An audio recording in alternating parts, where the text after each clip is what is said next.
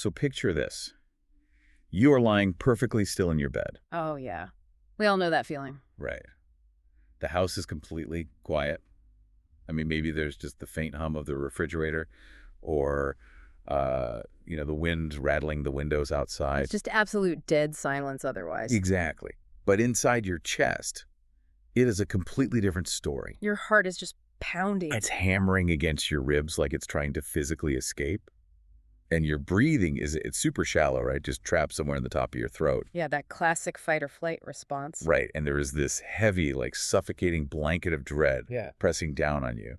And for the life of you, you cannot explain why. Because there's nothing actually there. Exactly. There's no intruder in the house. There's no immediate physical emergency at all. But your body is acting like you are in mortal danger.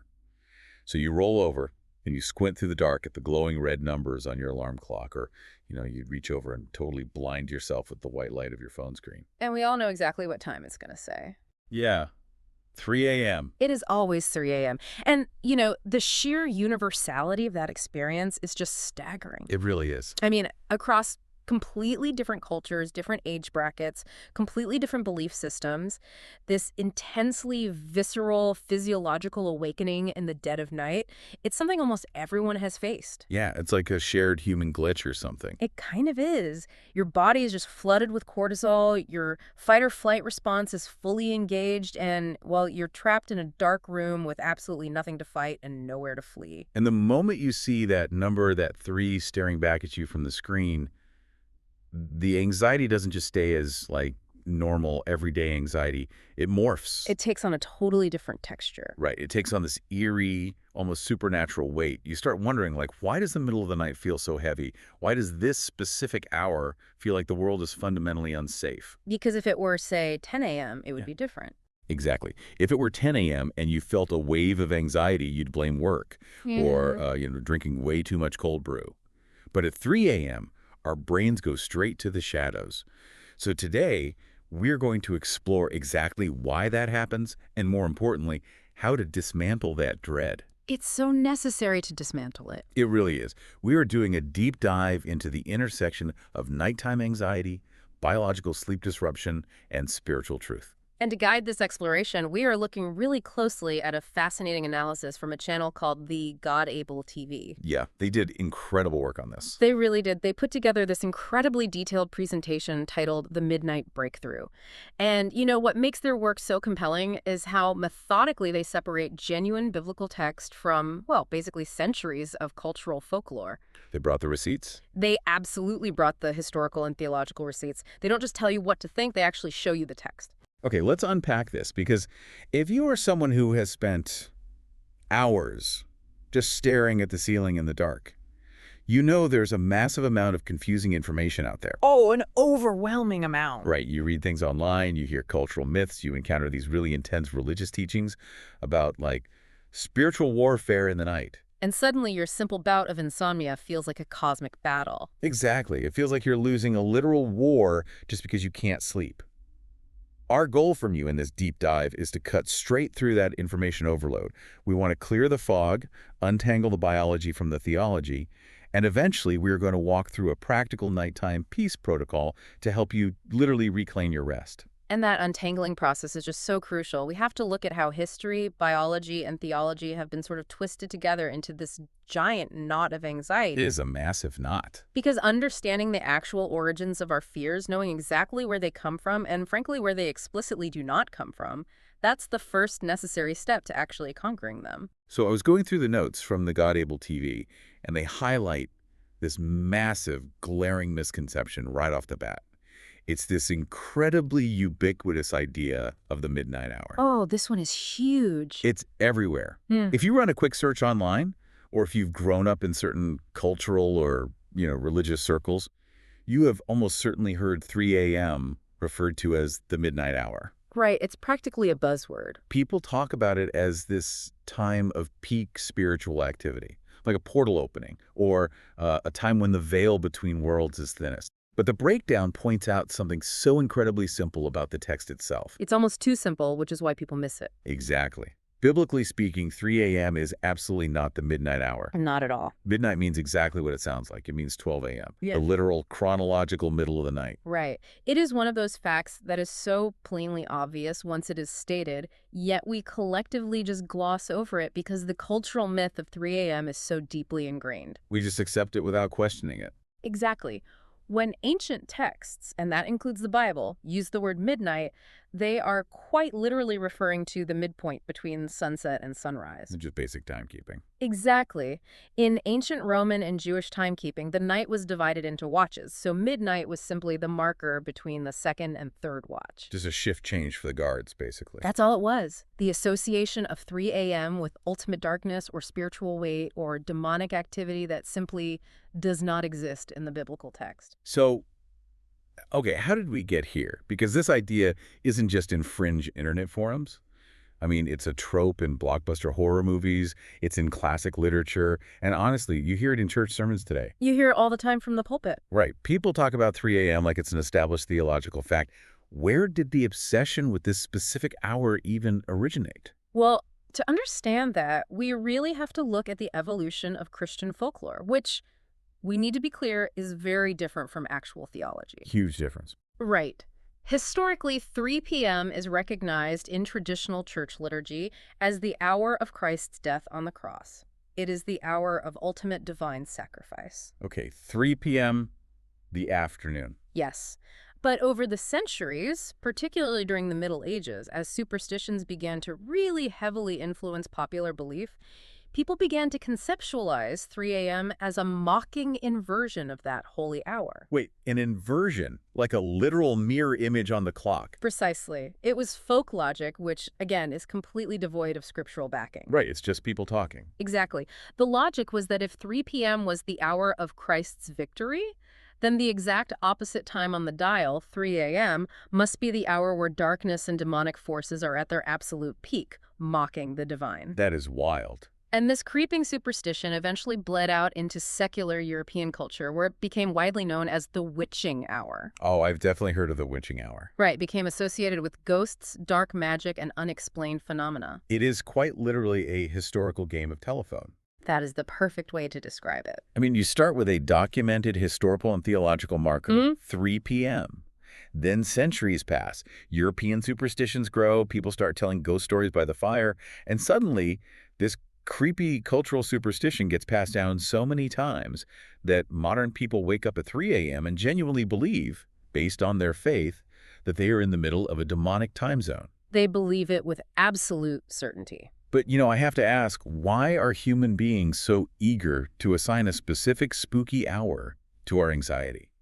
If we wake up feeling awful, why do we actively want the clock to be to blame? It seems totally counterintuitive to want to believe you're under spiritual attack. What's fascinating here is how the human mind actually operates under sudden, unexplained stress. Oh, so? Well, we are fundamentally pattern-seeking creatures. Our brains are hardwired to make sense of chaos, and they absolutely despise ambiguity. Oh, yeah, the brain hates not knowing. So consider what is physically happening to you. You wake up at 3 a.m.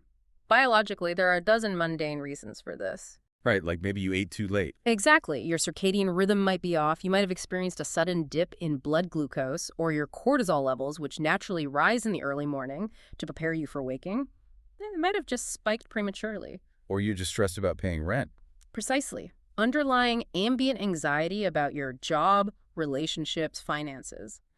Regardless of the trigger, you wake up and your body is in a state of acute physiological arousal.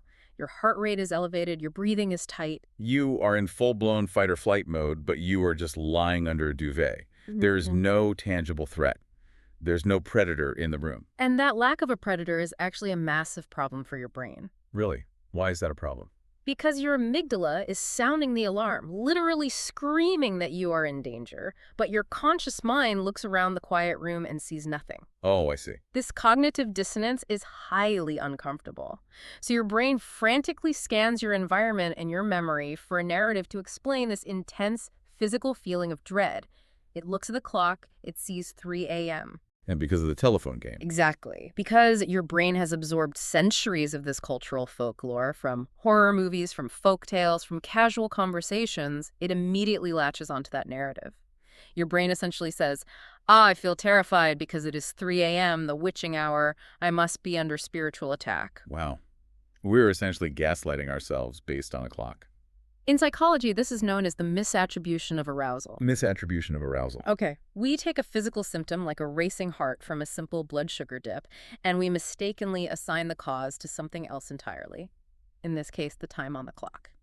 We do this because having a narrative, even a terrifying supernatural narrative, feels marginally better to our brains than having no explanation at all for why we feel so awful. It gives the anxiety a shape. Exactly. It gives it a shape and a name. That is a massive paradigm shift. I mean, we would rather have a scary explanation with a literal ghost painted on the side than just accept that our biology woke us up randomly. It's much easier for the brain to process a ghost than random biological chaos. But if we can definitively say that this 3 a.m. fear is rooted in a cultural game of telephone and biological sleep cycles rather than biblical text, it completely removes the supernatural weight from the time on the clock. It totally neuters the fear of the hour itself. Right. The clock becomes just a machine measuring the rotation of the Earth, not some kind of spiritual barometer. Which naturally brings up the next question. If 3 a.m. is just an hour, like a neutral container of time, what does the biblical text actually say about people encountering God in the middle of the night? Right, because the text does talk about the night. Exactly. There are famous nighttime stories in the text. Let's look at the literal midnight, 12 a.m., and see what the sources say is actually happening there.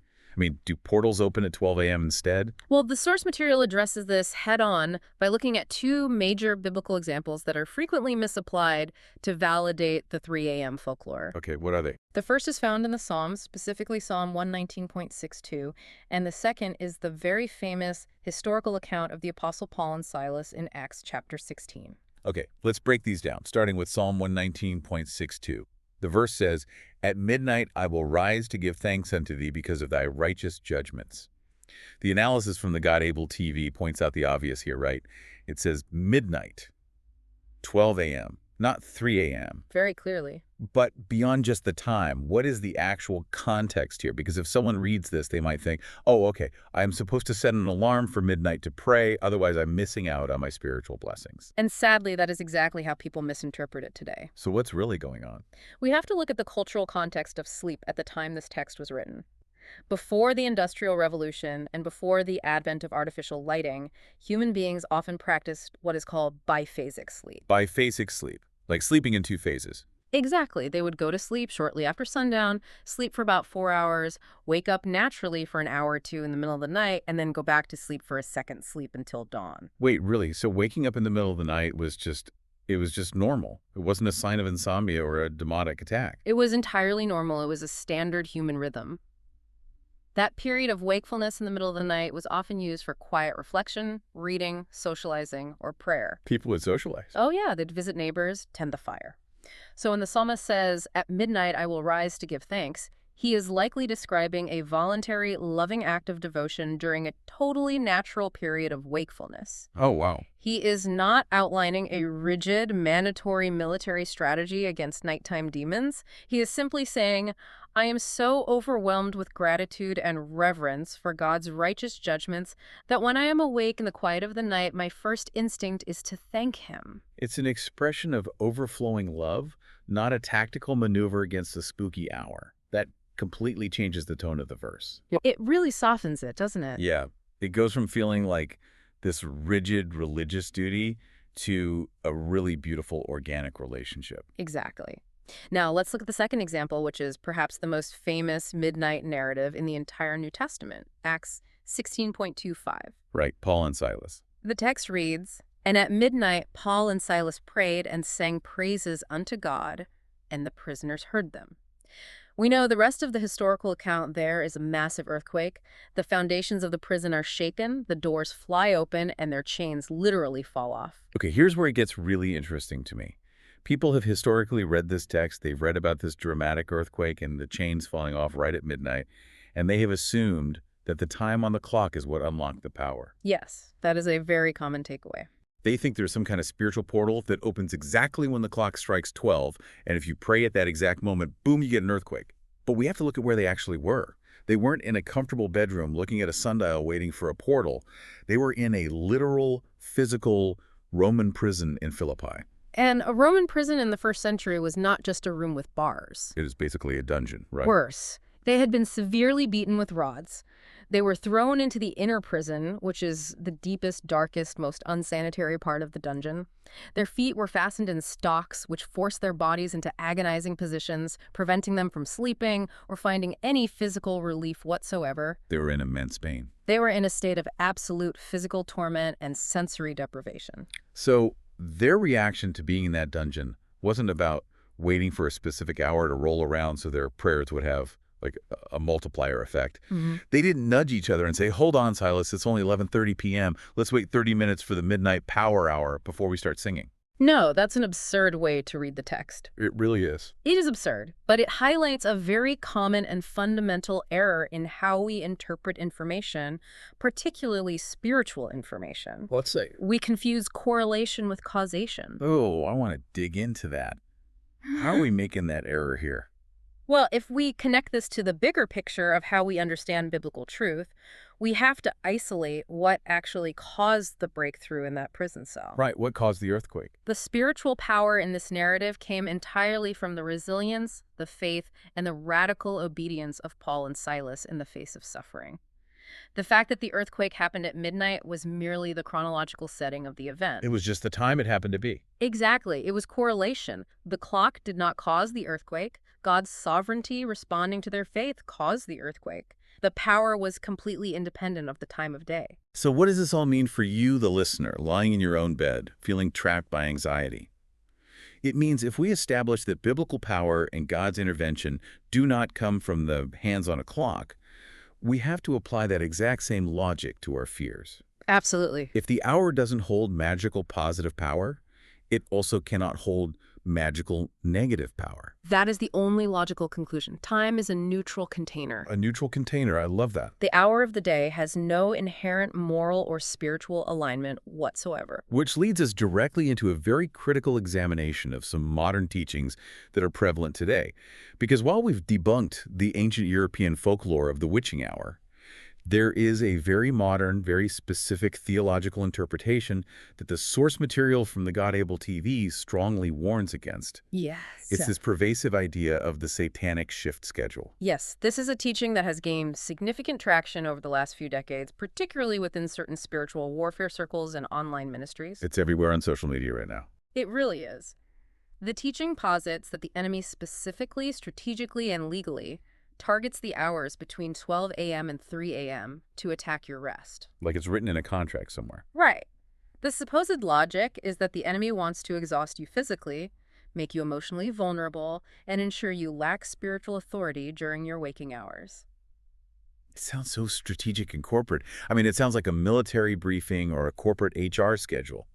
The demonic night shift clocks in at midnight, guys. It's very bureaucratic. And honestly, I can see why people latch onto it. It gives a very specific, defined face to their anxiety. It absolutely does. It provides a sense of predictability. Like you know what's coming. Right. If you believe your enemy operates on a strict schedule, you feel a false sense of control because you know when to brace for impact. You think, okay, if I can just make it to 3:01 a.m., I'm safe. Oh, wow. Yeah. But the analysis we are examining is incredibly firm on this point. This teaching is nowhere in the biblical text. Nowhere at all. Nowhere. Scripture never at any point suggests that Satan has a shift schedule. It never outlines a preferred clock hour for spiritual attacks. But wait, if someone is listening to this and they are deeply embedded in that theology, they are immediately going to point to verses about spiritual warfare, right? They usually do. They usually point to Ephesians 6:12, right? The verse about wrestling against principalities, against powers, against the rulers of the darkness of this world.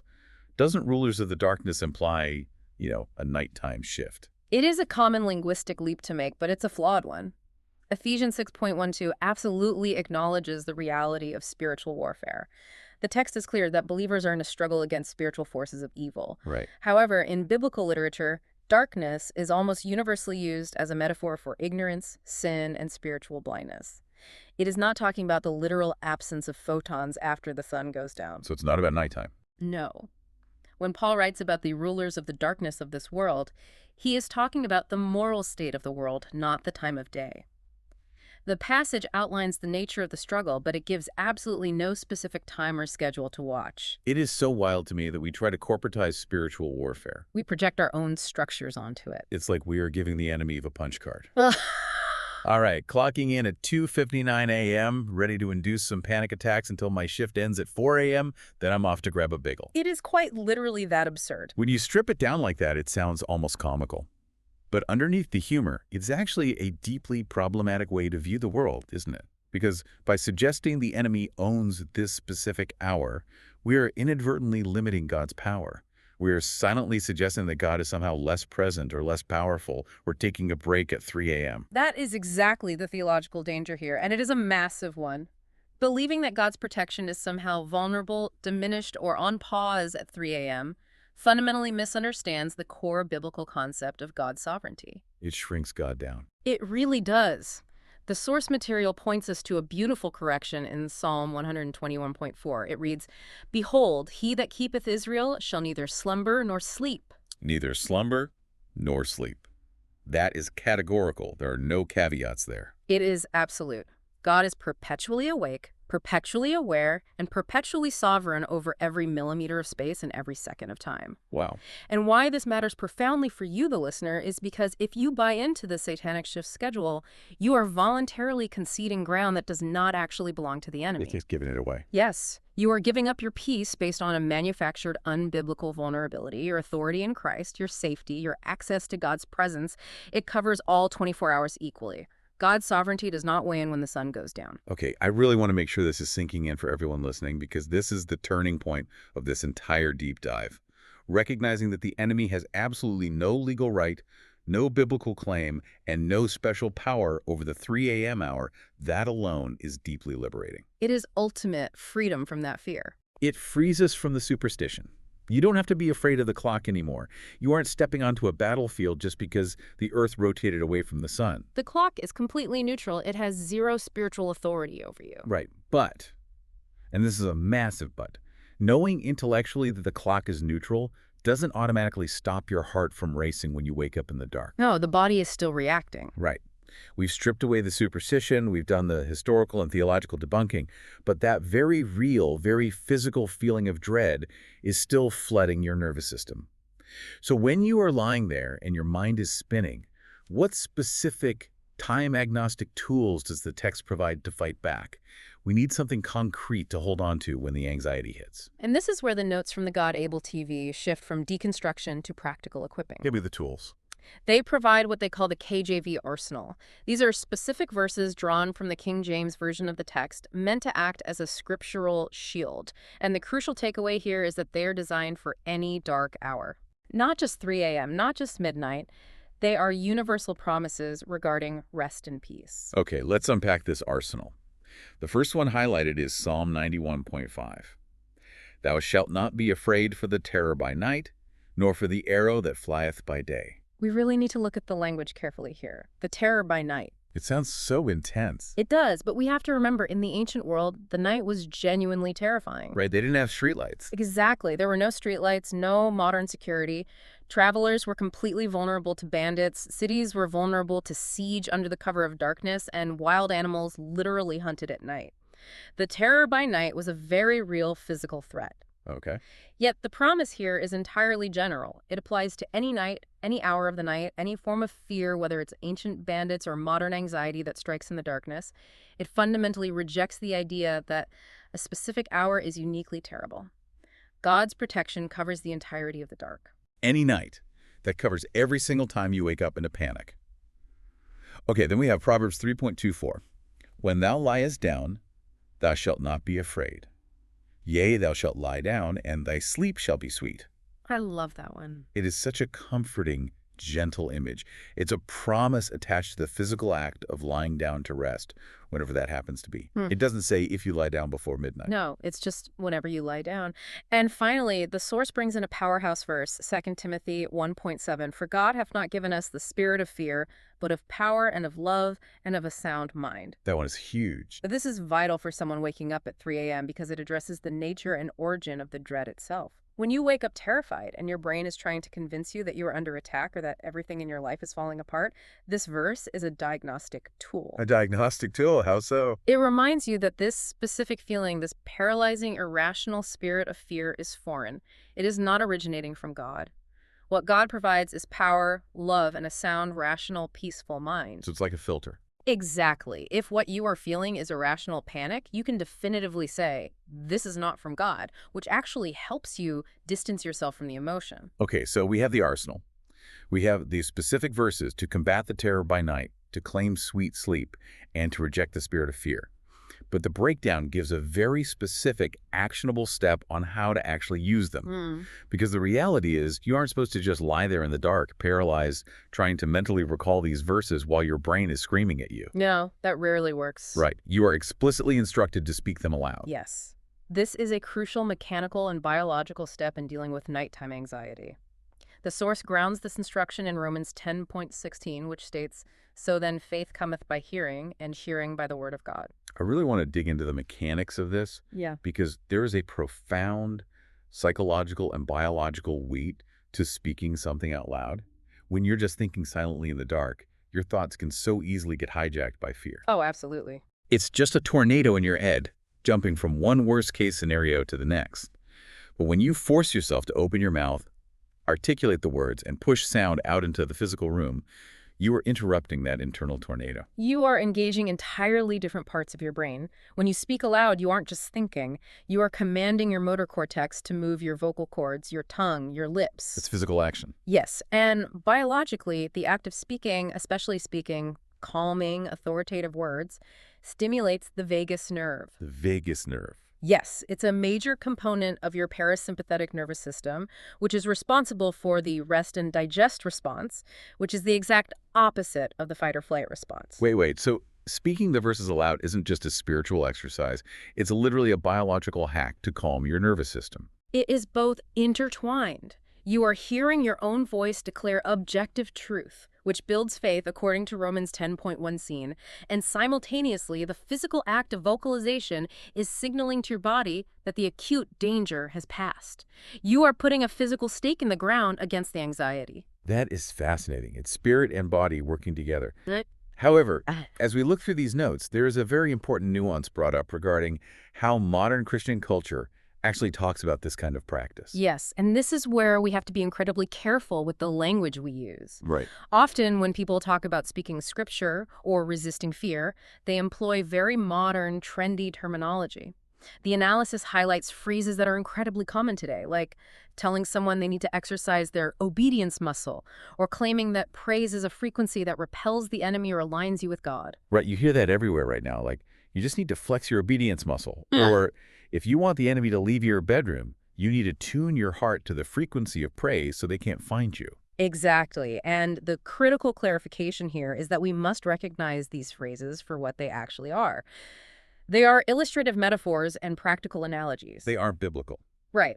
They're modern ways people try to explain abstract spiritual concepts, but they are not literal biblical terms, and they are certainly not doctrinal statements. There is no biological or spiritual obedience muscle in the human anatomy, and praise is not a literal radio wave on the electromagnetic spectrum. Okay, I have to push back on this a little bit, because on the surface, those metaphors sound kind of helpful to a lot of people. I mean, I know worship leaders who use the frequency metaphor all the time, and it genuinely helps their congregation visualize what they are doing. Sure, it gives a visual. It makes abstract spiritual concepts feel tangible, like going to the gym to build a muscle, or tuning a dial on a radio to get clear, static-free music. Why is the analysis so adamant about warning us against them? How can a seemingly helpful metaphor actually be dangerous, especially when someone is alone in the dark dealing with severe anxiety? Are we just being semantic police here? It's really not about policing semantics. It's about cognitive load and the fragility of peace during a panic attack. Cognitive load. Yes.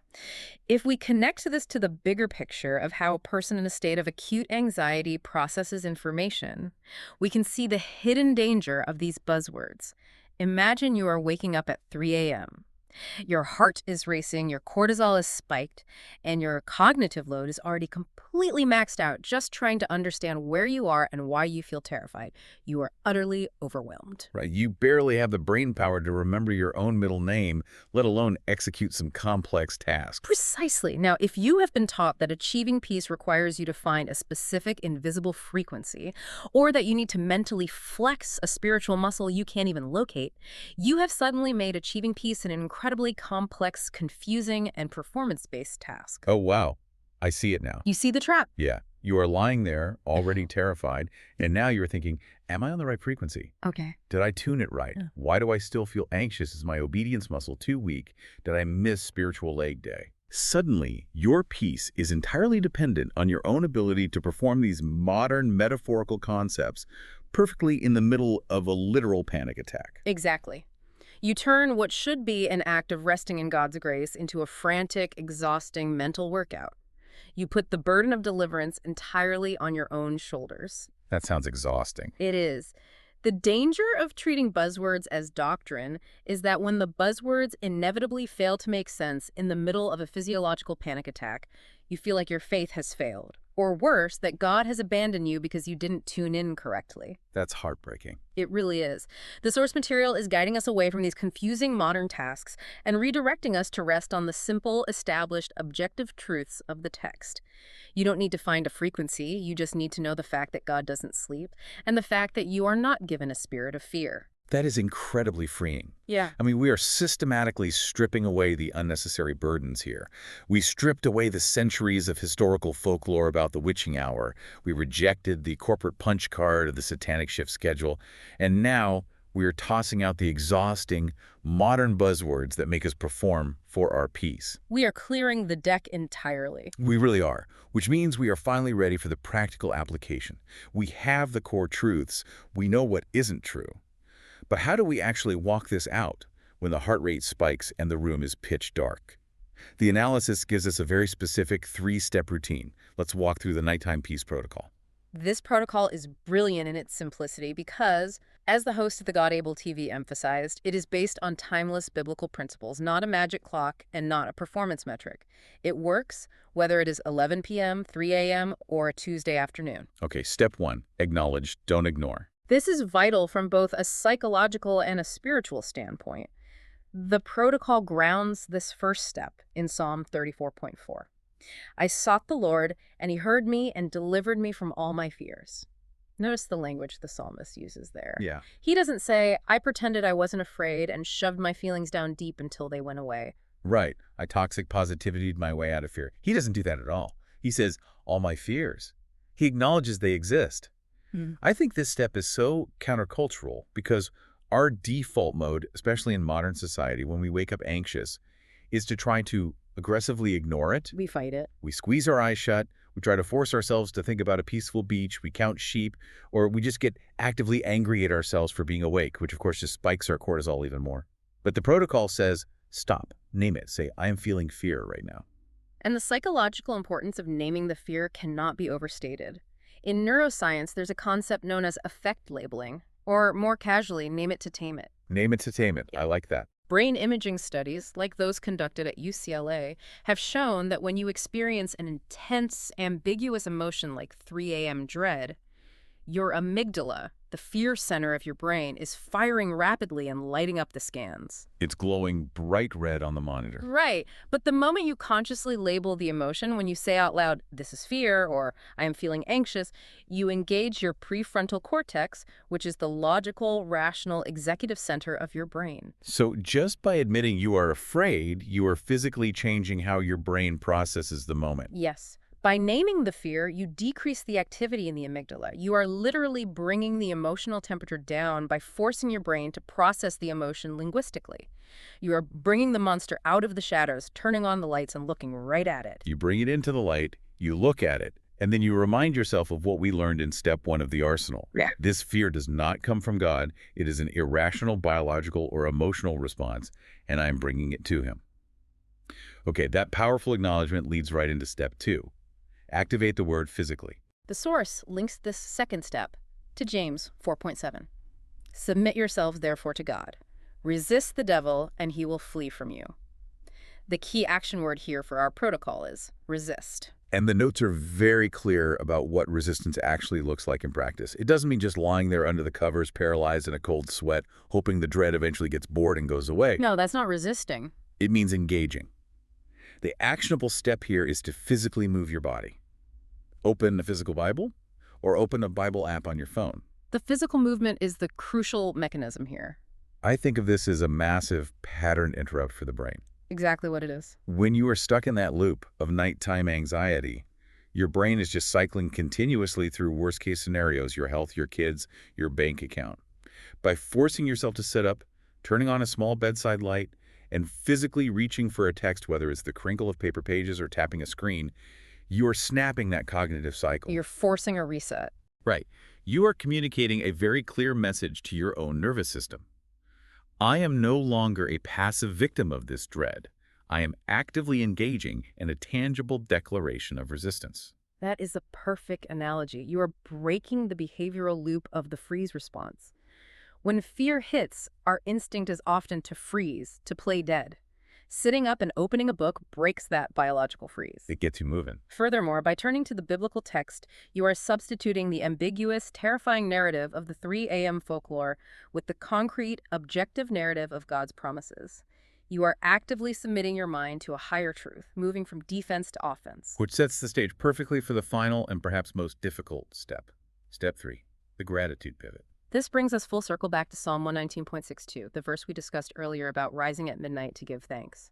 The protocol also pairs this ancient practice with 1 Thessalonians 5.18, which gives the instruction, "In everything give thanks, for this is the will of God in Christ Jesus concerning you." In everything. Yeah. Including the fact that you are wide awake at 3 a.m., your heart is pounding, you feel awful, and you have to be up for a major presentation at work in 3 hours. Yes. Even then. That is an incredibly tough pivot to make. I mean, how do you find gratitude in the middle of a panic attack? It is exceptionally difficult, which is why it requires intentionality. But to understand why this works, we have to understand the profound mechanism of praise. And this is where we have to explicitly remember to avoid the buzzwords we discussed earlier. Right, no frequencies. Exactly. Praise is not a magical frequency that acts like a sonic weapon against enemies.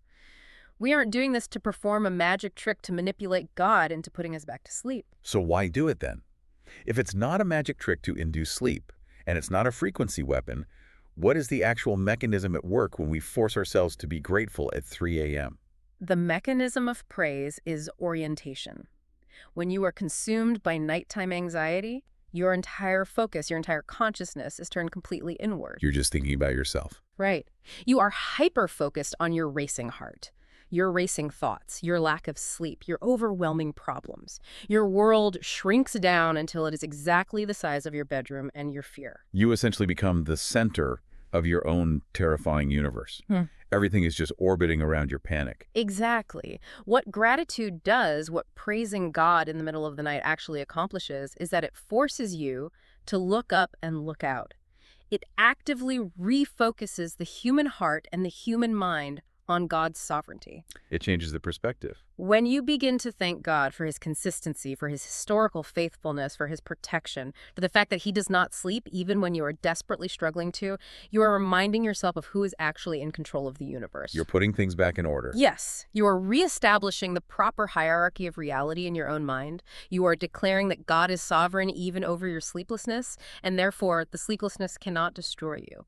That is so incredibly powerful. It shrinks the ego and expands the view of God. And it makes me realize something crucial. This isn't just a protocol to try and trick your body into falling back asleep. No, it's not a sleep aid. If you only use this three-step process to try and get back to sleep, you are going to get incredibly frustrated if you happen to stay awake.